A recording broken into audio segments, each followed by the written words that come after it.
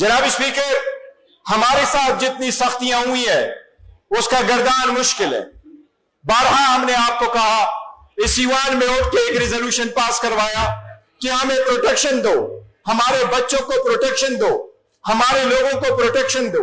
आपके पास आए, ईवान बाहर नहीं लगाया, आपको कहा अपने लीडर के रिहाई के लिए आवाज उठाते थे।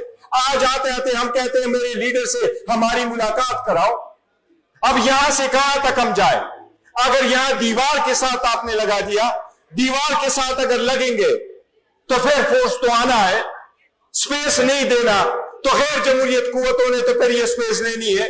आपने वक्त नहीं देना, सुनना नहीं है और उनकी नहीं करानी। और जिस तरीके से प्रेस कॉन्फ्रेंस के बाद जिस तरीके से गैर जिम्मेदाराना ऐसी की तैसी पैरनी है, सब ऐसे स्टेटमेंट आएंगी तो उसमें किसी एक के लिए कुछ नहीं बचेगा।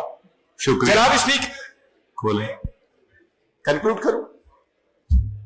जनाब स्पीकर, मेरी रिक्वेस्ट होगी कि अचकज़ई साहब जरूर बोले, लेकिन जनाब स्पीकर, जमहूरियत में लोग एक दूसरे को माइनस नहीं करते, इंक्लूजन से जमहूरियत चलती है। ईवान होता इस तरफ से। मैंने आपके साथ यहां एक मर्तबा गुफ्तगू करते हुए मैंने यह कहा था कि यह ख्याली होगी हुकूमत की कि हम अगर माइनस हो गए तो ये बचेगी। यह कारोबार की दुनिया नहीं है जहां दो में से एक माइनस करो तो एक बच जाएगा।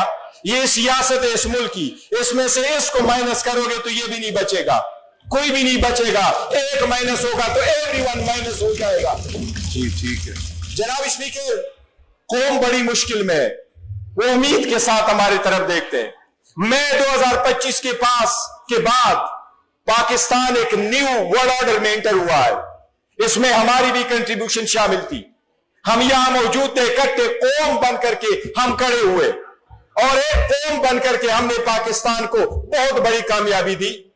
हम नहीं चाहते पाकिस्तान की इतनी बड़ी कामयाबी जाके आपस में मुश्त गिरबान हो जिससे सब कुछ खतरे में पड़ जाए। जनाब स्पीकर, आपने हमेशा अच्छा रोल प्ले किया है। मैं ये रिक्वेस्ट करूंगा कि ये ईवान अपना रोल प्ले करे, उन लोगों के हाथों में ना दे जो इश्तियाल बनाना चाहते हैं, उन लोगों के हाथों में चीजें ना जाए जो आग लगाना चाहते हैं। जनाब स्पीकर, जो तीली पहनता है उसको दुनिया मुजरिम समझती है, जो सीज फायर करवाता है उसको लोग हीरो समझते हैं। हमने सीज फायर करना है। हम आपने थैंक यू। मैं ये जनाब स्पीकर जी, मैं ये आखिर में रिक्वेस्ट करता हूं जी जनाब स्पीकर, हम कहां फरियाद करें? इस ईवान में आपके साथ फरियाद की, आपको याद है आपके पास आए कि आवाज म्यूट हुआ। मैंने आज भी बात की है, ये तकरीर की है, मुझे यकीन है ये अवाम के पास एज इट इज नहीं गई।